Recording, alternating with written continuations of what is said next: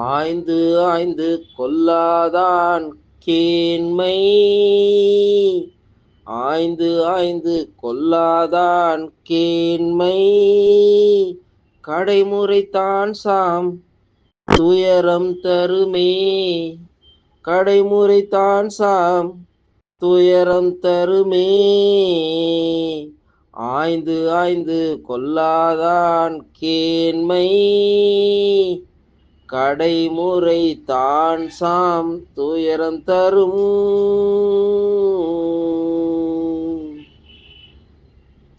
ஆராயாத நட்பு ஆயுள் வரை துயரமே.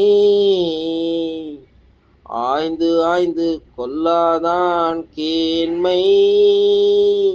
கடைமுறை தான் சாம் துயரம் தரும். ஆய்ந்து ஆய்ந்து கொள்ளாதான் கேண்மை. கடைமுறை தான் சாம் துயரம் தரும்.